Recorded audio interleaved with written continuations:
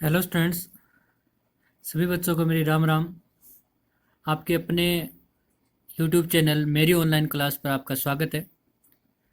हमने class +2 chemistry की series के अंदर हम सेकंड यूनिट डिस्कस कर चुके हैं और हम 2 वीडियो पहले से ही इस चैनल पर अपलोड कर चुके हैं। तो पिछले वीडियो के अंदर हमने कंसंट्रेशन फाइंड आउट करने के मेथड को हमने सीख लिया था और आज हम उस पर एक न्यूमेरिकल करेंगे।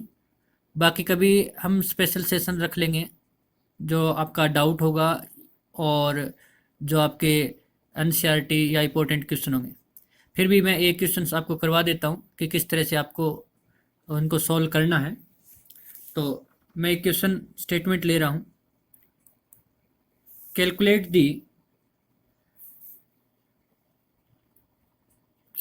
दी mole fraction of ethylene glycol. Mole fraction of sorry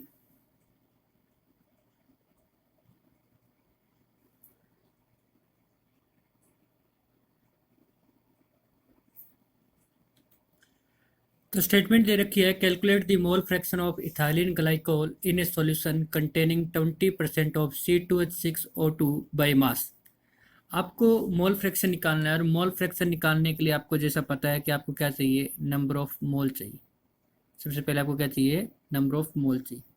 तो नंबर ऑफ मोल्स है वो कैसे निकलेंगे, उसके लिए आपको given mass divided molar mass होना चाहिए। तो ये वाली जो स्टेटमेंट है 20% जो सॉल्यूशन है बाय मास, इसका मतलब मैंने क्या बताया था कि जो यहाँ पर अगर मैं मास ऑफ इथाइलिन ग्लाइकोल की बात करूँ, C2H6O2 की बात करूँ, तो ये आपका कितना मान लेंगे, 20 ग्राम। ठीक है। और मास ऑफ वाटर कितना मान लेंगे हम, मास ऑफ वाटर मान लेंगे हम 80 ग्राम। तो मास ऑफ सॉल्यूशन हो जाएगा आपका 100 ग्राम। ठीक है। अगर हमें नंबर ऑफ मोल्स निकालने हो तो नंबर ऑफ मोल्स का जो फॉर्मूला होता है बच्चों, वो होता है given mass divide by molar mass. सभी इस फॉर्मूले से वाकिफ़ हैं, आप सब जानते हैं इस फॉर्मूले को। तो अगर मुझे नंबर ऑफ मोल्स निकालना हो C2H6O2 का, तो गिवन मास कितना है, 20 ग्राम, और जो मोलर मास है वो निकाल लेते हैं। तो अगर मैं मोलर मास की बात करूँ, इसकी बात करें हम मोलर मास की, मोलर मास ऑफ C2H6O2, तो आपको पता है एक कार्बन का जो मास होता है वो 12 होता है, तो कितना हो जाएगा, 24 हो जाएगा। 6 हाइड्रोजन हो जाएगा, एक ऑक्सीजन 16 होता है, 2 का हो जाएगा 32। तो इनको आप जब ऐड करोगे तो कितना आ जाएगा, 62 आ जाएगा। तो अगर हम, ये तो होता है हमारा ग्राम और ये होता है ग्राम पर मोल, क्योंकि मोलर मास है मोल का, तो इसलिए इसको हम लिखेंगे ग्राम और यहाँ पे लिखेंगे 62 ग्राम पर मोल। ठीक है। अब देखिए, आप ग्राम से ग्राम कैंसिल हो जाएगा, इसका सॉल्यूशन करोगे तो लगभग इसका आई थिंक आंसर आ जाएगा 0.0322 आ जाएगा। ठीक, ये नंबर ऑफ मोल्स है। इसी प्रकार हमें नंबर ऑफ मोल्स वाटर की भी निकालनी है। तो वाटर का मास कितना दे रखा है हमें, 80 दे रखा है, और मोलर मास ऑफ वाटर कितना होता है आपके पास, 18 होता है। ठीक है। तो इसका हम कैंसिल करेंगे, यूनिट आप रख लेना, मैं बिना यूनिट के रख, तो 4.444 आ जाएगा। ठीक है। ये नंबर ऑफ मोल्स किसके आ जाएंगे, वाटर के आ जाएंगे। अब आपको क्या निकालना है, मोल फ्रैक्शन निकालना है। और जब हम मोल फ्रैक्शन निकालेंगे तो देखिए कैसे करेंगे। मोल फ्रैक्शन निकालने के लिए आपको पता है, अगर C2H6O2 मीन्स इथाइलिन ग्लाइकोल का अगर आपको निकालना है, तो नंबर ऑफ मोल्स आएंगे इथाइलिन ग्लाइकोल के ऊपर लिखने पड़ेंगे आपको, और नीचे टोटल। टोटल का मतलब इथाइलिन ग्लाइकोल का तो लिखना ही लिखना है, इसके साथ साथ हमें किसका लिखना है, इसके साथ हमें लिखना है number of moles of water. अब हम क्या करेंगे, मोल फ्रैक्शन ऑफ C2H6O2 है, number of moles value put कर सकते कितना है, 0.322 डिवाइड बाय 0.322 प्लस 4.444। इसका आप सॉल्यूशन कर लेना, और after the simplification I think answer आ जाएगा इसका 0.068। आप सॉल्यूशन करके देखना, आपको आंसर मिलेगा। तो ये हमारा क्वेश्चन था जिसमें हमें मोल फ्रैक्शन ऑफ है इथाइलिन ग्लाइकोल जो पूछा हुआ था, ये हमारा आंसर आएगा। ठीक, अब आपको मैंने क्या कहा था कि जो सम होता है, जैसे अगर मान लो दो कंपोनेंट है, तो दो कंपोनेंट है, उन दोनों कंपोनेंट के मोल फ्रैक्शन का सम आपके पास हमेशा किसके इक्वल होता है, 1 के। इसका मतलब अगर यहाँ पे मैं बात करूँ तो वाटर ए की जगह हो गया, क्योंकि मैंने कहा था ए हमेशा ही मैं सॉल्वेंट रखूंगा, तो प्लस सोल्यूट यहाँ पे आपके पास क्या है, C2H6O2 है, इज इक्वल टू कितना हो जाएगा, 1।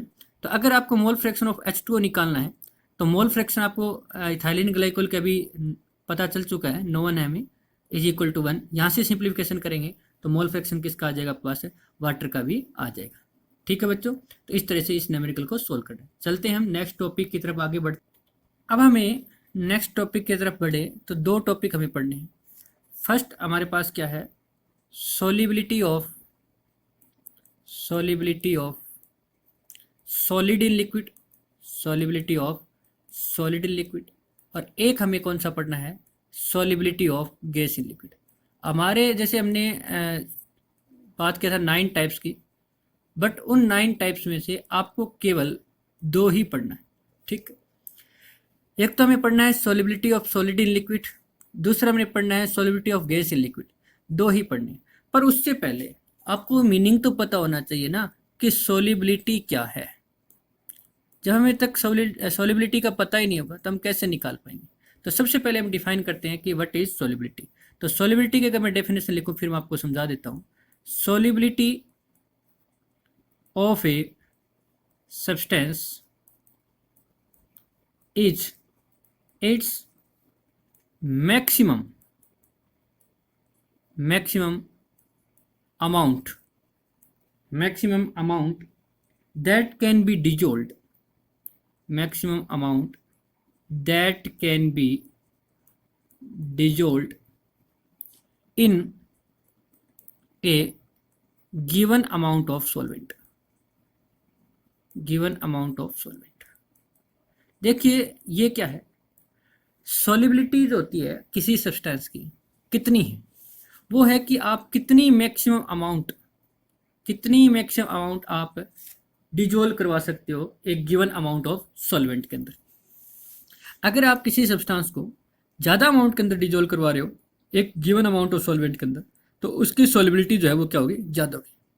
मतलब अगर जैसे मैंने एग्जांपल लिया sugar plus water, sugar solution, तो इस शुगर सॉल्यूशन के अंदर अगर हम बात करें तो शुगर प्लस वाटर में हम कितनी अमाउंट शुगर की डिजोल्व करवा सकते हैं। मैंने आपको सेचुरेटेड एंड सैचुरेटेड सॉल्यूशन बताया था कि ऐसा नहीं है कि हम कंटिन्यूसली शुगर की अमाउंट डालते रहेंगे और डिजोल्व होता रहेगा। एक स्टेज ऐसी आएगी जब शुगर की अमाउंट डिजोल्व होना क्या हो जाएगी, बंद हो जाएगी, then we can say that solution is saturated solution. तो वो हमें ध्यान रखना है कि वो अमाउंट जो मैक्सिमम अमाउंट हमने डिजोल्व कर दी वही उसकी क्या होगी, सॉल्युबिलिटी होगी। तो हम अब हेडिंग बना लेते हैं, solubility of solid in liquid. Topic का नाम रहेगा हमारे पास solubility of solid in liquid. वैसे तो इस सेंटेंस से आपको पता चल गया होगा कि इसमें सॉल्यूट कौन है और सॉल्वेंट किसका होगा। हमारा जो सॉल्यूट है वो सॉल्यूट तो होगा सॉलिड, और जो सॉल्वेंट है वो कौन सा होगा हमारे पास है, सॉल्वेंट होगा हमारे पास है लिक्विड। यानी हमें सॉलिड सॉल्यूट लेना है, यानी मैं इसके अंदर शुगर सॉल्यूशन का जो एग्जांपल है वो मैं ले सकता हूँ। ठीक है, सॉल्यूट सॉलिड रहेगा, सॉल्वेंट लिक्विड रहेगा। अब आपको पता है कि एवरी सॉलिड को तो आप डिजोल्व नहीं करवा पाओगे एक गिवन लिक्विड के अंदर। जैसे मैं कह दूं कि स्टोन को डिजोल्व करवा के दिखाओ वाटर के अंदर, क्या आप डिजोल्व कर पाओगे, बिल्कुल नहीं कर पाओगे। स्टोन को डिजोल्व नहीं करो, इसका मतलब एक बात तो कंफर्म होगी, every solid does not dissolve, every solid does not dissolve in A given liquid. कई हम ऐसे भी केस देखते हैं कोई सॉलिड किस केस में डिजोल्व होगा, किस लिक्विड के साथ डिजोल्व नहीं होगा। जैसे मैंने अभी आपको एक एग्जांपल डेली लाइफ का दिया कि स्टोन को पानी के अंदर डिजोल्व करवाना है तो कैसे हो जाएगा। ठीक है, तो इसकी जो सॉल्युबिलिटी है वो देखिए किस पर डिपेंड करती है। ठीक है, if solute is polar, solute is polar, then it dissolve in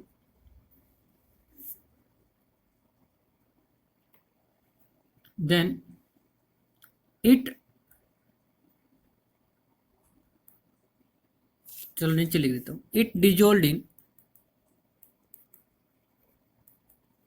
polar solvent, polar solvent के अंदर ही डिजोल्व होगा। ठीक, if solute is non polar then it dissolve in non polar solvent. Means हम यहाँ पे कह सकते हैं like dissolve like, like dissolve like, like dissolve like के अंदर क्या होगा, ये सोल्यूबल होगा। ठीक, मतलब इंटरेक्शन क्या होनी चाहिए, सेम होनी चाहिए, तब तो वो डिजोल हो जाएगा, अदरवाइज वो डिजोल नहीं होगा। Means in general if solute and solvent have same interaction,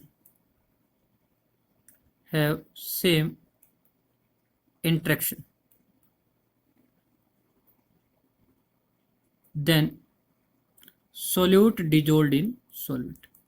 तो आपका सोल्यूट है वो डिजोल्व हो जाएगा किसके अंदर, इन लिक्विड सॉल्वेंट, तो इस बात को आपको ध्यान रखना है। लाइक डिजोल्व लाइक ही रहेगा, पोलर पोलर के अंदर सोल्यूबल होगा, नॉन पोलर के अंदर सोल्यूबल होगा। सैचुरेटेड और अनसैचुरेटेड सॉल्यूशन तो मैंने आपको बता ही दिया, तो यहाँ पे दोबारा से डिफाइन करने की जरूरत नहीं है। जैसे आप शुगर प्लस वाटर को ऐड करते हो, आपका सॉल्यूशन प्रिपेयर हो जाता है, वो सॉल्यूशन कैसा होता है आपके पास, अनसैचुरेटेड सॉल्यूशन होता है। आप कंटिन्यूसली शुगर की अमाउंट ऐड करते जाओगे तो एक स्टेज ऐसी आ जाएगी जब सोल्यूट की अमाउंट डिजोल्व होना क्या हो जाएगी, बंद हो जाएगी। ठीक है, तो उसको हम बोलेंगे सैचुरेटेड सॉल्यूशन आ गया। इसी में नेक्स्ट पॉइंट आपको ध्यान रखना है कि सॉलिड सोल्यूट को जब डिजोल्व करवाते हैं सॉल्वेंट के अंदर, तो उस प्रोसेस को हम क्या बोलते हैं, डिसोल्यूशन बोलते हैं। तो when solid solute is dissolved in solvent, then concentration of solution, यहाँ solution है, याद कर लेना, solution is increase। This process is known as dissolution। इस प्रोसेस को हम क्या बोलते हैं, डिसोल्यूशन बोलते हैं। ठीक, पर आपको मैंने ये बोला कि जब एक स्टेज ऐसी आएगी जब शुगर डिजोल्व होना बंद हो जाएगी, और मैंने पिछले वीडियो के अंदर भी बताया था कि ऐसा नहीं है कि शुगर डिजोल्व होना बंद हो जाएगी, वो सोल्यूट के पार्टिकल आपस में टकराते हैं और टकराने के बाद वो वापस सेपरेट होना स्टार्ट हो जाते हैं, यानी डिजोल्व हुए हैं वो वापस अलग होना स्टार्ट कर देते हैं, और उस प्रोसेस को हम क्या बोलते हैं, क्रिस्टलाइजेशन बोलते हैं। तो सॉलिड के जब लिक्विड के अंदर डिजोल्व कराते हो तो solute particle in solution collide with, next crystallization की डेफिनेशन लिख रहा हूं यहाँ पे, solid solute in solution, solid solute in solution collide with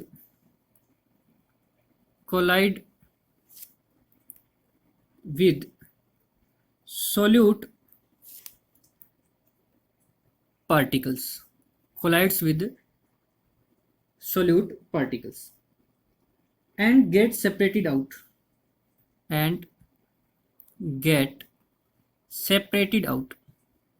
और वो अलग आ जाते हैं, separated out from the solution, this process is called crystallization. उस प्रोसेस को हम क्या बोलते हैं? क्रिस्टलाइजेशन बोलते हैं।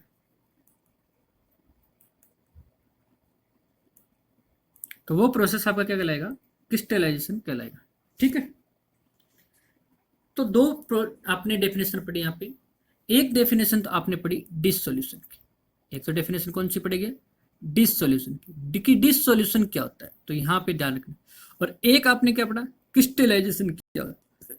जब आप सॉलिड को डिजोल्व करवा देते हो तब उसके अंदर सॉल्यूशन की कंसंट्रेशन इंक्रीज, उस प्रोसेस को हम बोलते हैं डिसोल्यूशन।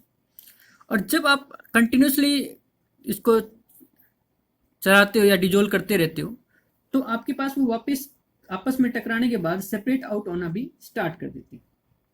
ठीक है। और एक स्टेज ऐसी आती है जब ये दोनों प्रोसेस होते हैं वो सेम रेट से होते हैं। When both process occur at the same rate,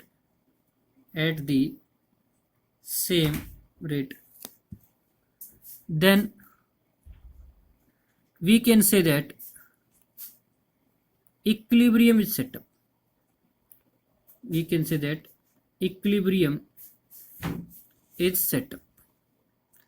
तो हम ये कह सकते हैं कि उनके बीच में क्या सेटअप हो चुका है? इक्विलिब्रियम सेटअप हो चुका है। और जब आपका सैचुरेटेड सॉल्यूशन आता है उस टाइम ये दोनों जो प्रोसेस होते हैं वो आपके सेम रेट से टेक्स प्लेस करते हैं। यानी जिस रेट से आपके सॉल्यूट डिजोल्व हो रहा है लिक्विड के अंदर, उसी रेट से आपका सॉल्यूट वापस भी आ रहा है लिक्विड से। इसीलिए हमने कहा था कि शुगर हम सोच रहे हैं कि डिजोल्व होना क्या होगी, हमारे पास से बंद हो गई। ठीक है। नेक्स्ट देखिए, आपकी जो solubility of solid in liquid है वो आपकी कह सकते हैं कि टेम्परेचर पे डिपेंड करती है। जैसे हम बात करें factors which affect on solubility of solid in liquid। कौन कौन से फैक्टर्स हैं जो आपके पास इफेक्ट डालते हैं? तो पहला तो हमने पढ़ लिया कि नेचर ऑफ सॉल्यूट पे डिपेंड करता है। अब आपने पत्थर ले लिया, सॉलिड अगर पत्थर ले लिया तो फिर कैसे डिजोल्व होगा? ठीक। दूसरा नेचर ऑफ सॉल्वेंट, यानी आपने ऐसा ले लिया जिसकी इंटरेक्शन सेम नहीं है तो फिर कैसे डिजोल्व होगा? ठीक। तीसरा आपके पास आता है प्रेशर, और नंबर 4 पे आपके पास क्या आता है? टेम्परेचर। आपका जो प्रेशर है वो ज़्यादा मायने नहीं रखता। प्रेशर का कोई ज़्यादा रोल नहीं है कि प्रेशर बढ़ाने से सॉल्युबिलिटी बढ़ेगी घटेगी, बट टेम्परेचर से ही आपका क्वेश्चन आएगा। तो मैं यहाँ पे इसके लिए स्टार लगा देता हूँ कि जो आपका जो क्वेश्चन पूछा जाएगा वो क्वेश्चन कहाँ से पूछा जाएगा? वो क्वेश्चन पूछा जाएगा किससे? टेम्परेचर से। एग्जाम में क्वेश्चन ज़्यादातर यहीं से आता है। ठीक है। तो ये मैंने स्टार लगा दिया है और ये आपका इंपॉर्टेंट। प्रेशर का इतना ज़्यादा कोई रोल है नहीं। ठीक है। तो लिख लेते हैं कि pressure does not have significant effect on solubility of solid in liquid। और आप पूछोगे जी ऐसा क्यों है?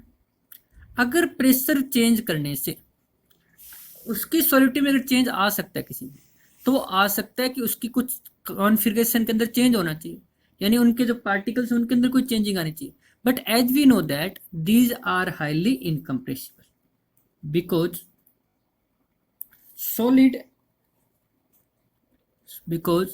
solid and liquid is highly incompressible। ये जो आपके पास है वो हाईली इनकम्प्रेसिबल होने के कारण ऐसा हो रहा है। ठीक। लिक्विड थोड़ा सा कंप्रेसिबल जरूर है। आप कहोगे जी ये हाईली इनकम्प्रेसिबल नहीं है, लिक्विड को कंप्रेस किया जा सकता है। मानता हूं मैं आपकी बात कि लिक्विड को कंप्रेस किया जा सकता है, बट गैसेज की कंपेरिजन में बहुत कम है, और सॉलिड तो नेग्लिजिबल। अब बात सुनो, अगर आपके पास सॉलिड में जो कंस्टिट्यूट पार्टिकल्स है वो इस तरह से होते हैं तो आप कैसे कह सकते हो कि इनको आप कंप्रेस कर सकते हो, जब इनके बीच में इंटरमोलिकुलर डिस्टेंस जो है वो बिल्कुल शॉर्ट है, आप इनको कंप्रेस दबा के कहाँ ले आओगे। तो इसलिए आपको ध्यान रखना है कि प्रेशर का इतना ज़्यादा रोल नहीं है कि आपके पास उसकी सॉल्युबिलिटी पर क्या इफेक्ट आएगा। हाँ, टेम्परेचर पे बात कर लेते हैं, ठीक है। पहले मैं लिख देता हूँ फिर समझा दूंगा। नेक्स्ट जो आपका इफेक्ट आता है वो कौन सा आता है आपके पास, टेम्परेचर आता है। अब क्या होती है, अगर मैं जनरल बात करूँ तो solubility of solid in liquid is increase और decrease with increase in temperature. अब मैंने यहां पे थोड़ा सा ध्यान से देखिए, दोनों वर्ड मैंने यूज किए, इंक्रीज का भी और डिक्रीज का भी, और इंक्रीज इन टेम्परेचर। इसका मतलब ये तो नहीं कह सकते कि हमारी जो सॉल्युबिलिटी है वो टेम्परेचर बढ़ाने से बढ़ेगी या फिर टेम्परेचर बढ़ाने से घटेगी। तो आप कहोगे जी कैसे पता करें, तो इसकी सॉल्युबिलिटी डिपेंड करती है किस पर, डिसोल्यूशन पे। देखिए, इफ डिसोल्यूशन प्रोसेस, मैं आपको बता चुका हूं कि डिसोल्यूशन क्या होता है, कि जैसे ही आप सॉलिड सॉल्यूट को आप ऐड करते हो तो सॉल्वेंट के अंदर तो कंसंट्रेशन इंक्रीज हो जाती है, और उस प्रोसेस को हमने क्या बोला, डिसोल्यूशन, यानी मिक्सिंग प्रोसेस ही कह सकते हो। जनरल भाषा में याद रखने के लिए इसको आप मिक्सिंग प्रोसेस कह सकते हो। तो if dissolution process is exothermic in nature, exothermic का मतलब जिसमें एनर्जी रिलीज होती है, exothermic in nature, then solubility of solid in liquid decrease with increase in temperature। तब तो आपकी solubility डिक्रीज हो जाएगी, और अगर एंडोथर्मिक है तो इंक्रीज हो। अभी बताता हूं ऐसा क्यों। If dissolution process is endothermic in nature, endothermic in nature, then solubility of solid in liquid increase with increase in temperature। तब आपके पास सॉल्युबिलिटी है वो क्या हो जाएगी, इंक्रीज।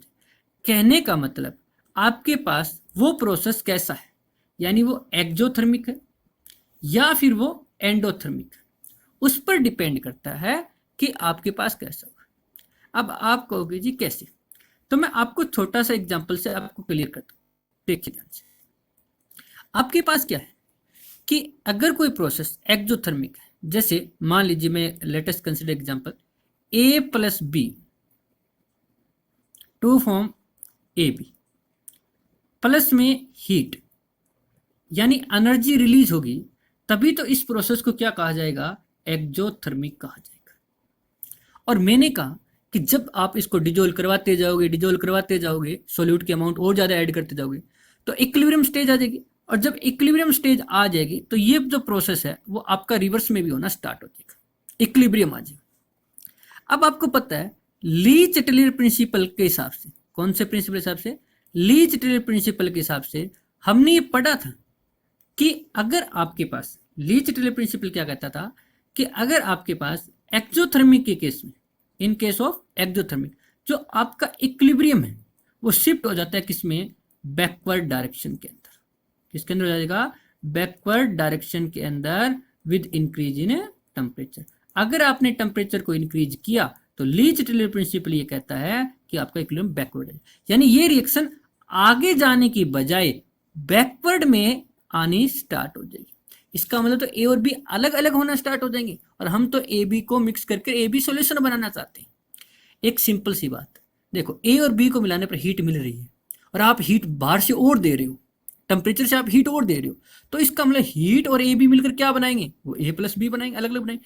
क्योंकि जब आप टेम्परेचर बढ़ाओगे तो उसका जो कोलाइड करने का जो रेट है वो रेट भी तो आपका क्या हो जाएगा, इंक्रीज हो जाएगा। कोलाइड करने का जो रेट है वो भी क्या हो जाएगा, इंक्रीज हो जाएगा। आई बात सुन। इसी प्रकार अगर मान लीजिए आपका प्रोसेस जो है वो एंडोथर्मिक है। लेट अस सपोज आपके पास ए प्लस बी और आपके पास ए बी बन रहा है, प्लस में आपको हीट इधर देनी पड़ रही है।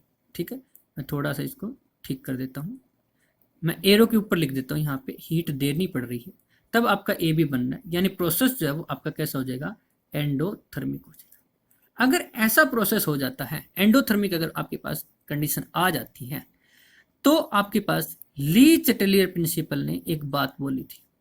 ये +1 का टॉपिक है, आपको अगर बिल्कुल क्लियर नहीं हो रहा तो आपको +1 की बुक आपको पढ़नी पड़ेगी। एंडोथर्मिक के केस में आपका अगर इक्विलिब्रियम सेटअप था, तो इक्विलिब्रियम किस तरफ, फॉरवर्ड डायरेक्शन में शिफ्ट हो जाएगा। इक्विलिब्रियम जब वो शिफ्ट हो जाएगा फॉरवर्ड डायरेक्शन के अंदर with increase in temperature, with increase in temperature. ठीक, तो ये चीज आपको ध्यान रखनी है। अब जब इसमें इक्विलिब्रियम सेटअप हुआ तो ये आगे ज्यादा जाएगा, कहाँ जाएगा, ये आगे ज्यादा जाएगा। ठीक है, फॉरवर्ड डायरेक्शन में। अब देखिए मैं आपको एक एग्जांपल लेता हूँ, शुगर प्लस वाटर। ये जो आप एग्जांपल की बात करते हो शुगर प्लस वाटर, ये इसको मिलाकर हमने बना दिया शुगर सॉल्यूशन। आपको ये देखना है कि शुगर यहाँ पे सॉलिड है और वाटर यहाँ पे सॉल्वेंट है, तो आपको ये देखना है कि यहाँ पे जो प्रोसेस है वो एक्सोथर्मिक है या फिर एंडोथर्मिक है। तो डेफिनेटली आपका आंसर आएगा कौन सा, एंडोथर्मिक, क्योंकि शुगर को डिजोल्व करवाने के लिए आपको अमाउंट ऑफ हीट कुछ ना कुछ रिक्वायर्ड होती है, और इस प्रोसेस को हम बोलते हैं एंडोथर्मिक। तो इसका मतलब शुगर के अंदर शुगर को वाटर के अंदर जब डिजोल्व करवा रहे हो तो उसकी सॉल्युबिलिटी है वो इंक्रीज हो जाएगी विद इंक्रीज इन टेम्परेचर। तो प्रेशर का कोई ज़्यादा इफेक्ट नहीं है, जबकि आपके पास है। हाँ, अगर आप चाहो तो गिब्स फ्री एनर्जी का भी यूज कर कर आप यहाँ से निकाल सकते हो, delta G is equal to delta H minus T delta S, उसी से भी निकाल सकते हो। ठीक है, नेक्स्ट टॉपिक की तरफ बढ़ते हैं। नेक्स्ट टॉपिक हमारे पास solubility of gas in liquid, solubility of gas in liquid। Liquid के अंदर गैस को डिजोल्व करें तब किस किस फैक्टर पे डिपेंड करता है, तो वही बात है, किस पे डिपेंड करेगा, नेचर ऑफ सॉल्यूट पे डिपेंड करेगा। सॉल्यूट कौन है, यहाँ पे गैस है, इस कंडीशन के अंदर गैस है। दूसरा किस पे डिपेंड करेगा, नेचर ऑफ सॉल्वेंट पे डिपेंड करेगा। किस पे डिपेंड करेगा, नेचर ऑफ सॉल्वेंट, और सॉल्वेंट कौन है यहाँ पे, लिक्विड। ठीक, तीसरा आपके पास कौन सा आ जाएगा, तीसरा आ जाएगा पास टेम्परेचर, और फोर्थ आपके पास कौन सा रहेगा, प्रेशर। वही चार फैक्टर हैं, वही चार फैक्टर हैं जो आपके पास इफेक्ट डालते थे solubility of solid in liquid. अगर मैं बात करूं फर्स्ट दो पॉइंट की, यानी nature of solute and solvent, मान लीजिए यहाँ पे मैं कह देता हूँ कि मैं किसकी बात करूँ, nature of solute and solvent की, कि सॉल्यूट क्या है सॉल्वेंट क्या है उस पर डिपेंड करता है। जैसे मैं आपको एग्जांपल से ही क्लियर करता हूँ, for example oxygen gas, oxygen gas का मतलब यहाँ पे मेरा मतलब है डाई ऑक्सीजन यानी O2। O2 जो गैस है इज डिजोल्व इन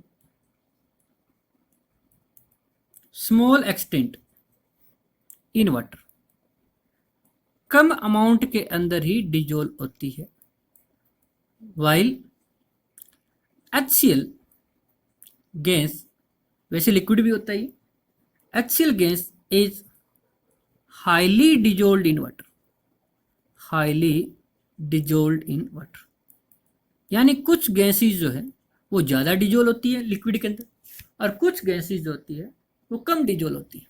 यानी सॉल्यूट पे डिपेंड तो करता है कि नहीं करता है। अगर मैंने ऑक्सीजन गैस ली तो वो कम डिजोल्व हुई, और HCl गैस जो है वो ज़्यादा डिजोल्व हुई। अब ऑक्सीजन गैस जो कम डिजोल्व हुई है,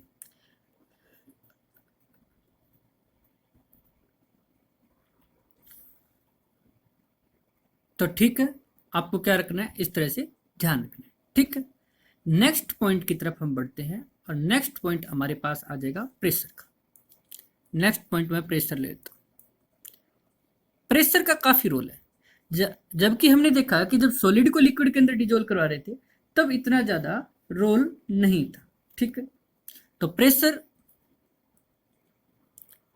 हैव ग्रेट इफेक्ट, या मैं इसका कहूं हैव सिग्निफिकेंट इफेक्ट। ठीक, इसको मैं custom have significant effect, ठीक। और अगर हम बात करें तो इसमें हम क्या हो गया कि हम ये कह सकते हैं कि solubility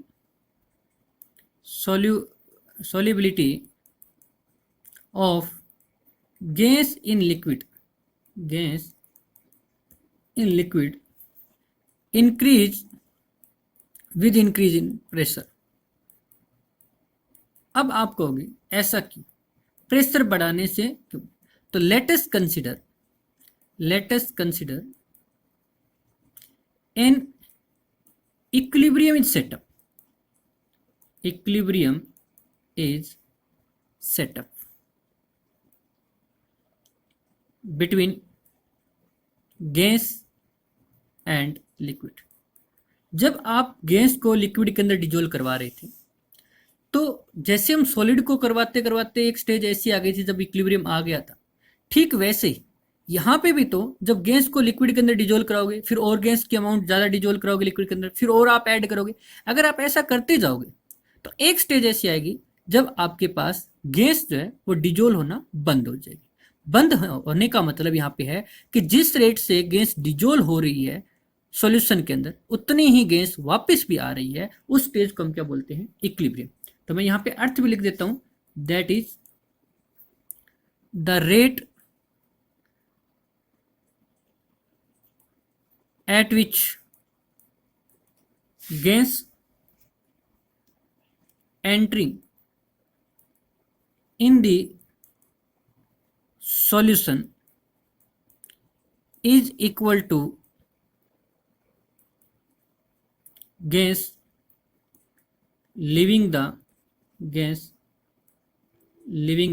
solution। और अब आप क्या करोगे, प्रेशर को इंक्रीज करोगे।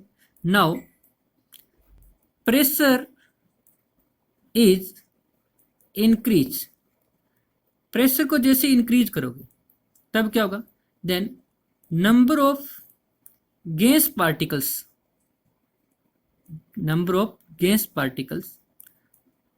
पर यूनिट वॉल्यूम इंक्रीज।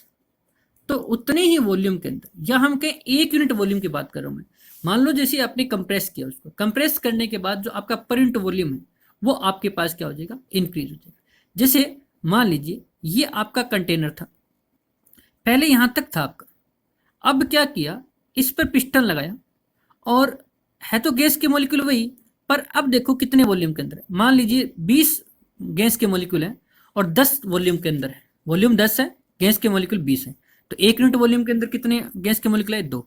अब मैंने क्या किया, इस पिस्टन से मैंने इस पिस्टन को दबाया, पिस्टन को दबाने का मतलब आपने एक्सटर्नल क्या कर दिया, प्रेशर अप्लाई कर दिया। जैसे ही प्रेशर अप्लाई किया तो इसका वॉल्यूम है वो कम हो गया है, और कितना हो गया है, 5 हो गया। पहले 10 था, मान लीजिए 5, पर गैस के मॉलिक्यूल तो इतनी है, तो अब एक यूनिट वॉल्यूम के अंदर गैस के मॉलिक्यूल कितने हो गए, 4 हो गए। तो ये आपका जो number of gas particles per unit volume है वो आपके पास क्या हो जाएगा, इंक्रीज हो जाएगा। Then more gas dissolved in a liquid until a new equilibrium is set up। जब तक आपका दोबारा से इक्विलिब्रियम सेटअप, यानी अब एंटर करने का रेट है वो बढ़ गया है, तो आपके पास लिविंग करने वाला भी रेट बढ़ेगा, पर कुछ तो टाइम लगेगा ना कि एंटर करने वाला रेट और लिविंग करने वाला रेट आपका इक्वल होगा, तभी तो हम उसको क्या बोलेंगे, इक्विलिब्रियम बोलेंगे, तभी तो हम क्या बोलेंगे, इक्विलिब्रियम बोलेंगे। ठीक है, क्लियर है बात। तो इसलिए हम कह सकते हैं, सो वी कैन से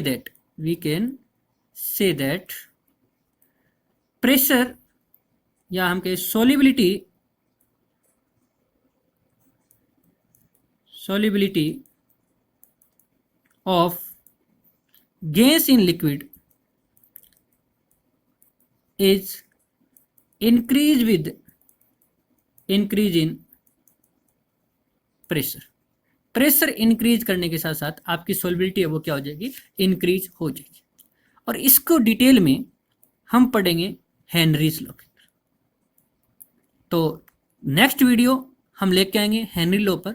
आज की वीडियो में इतना ही।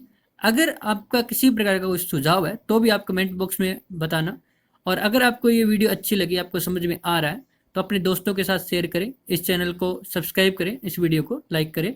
Thank you.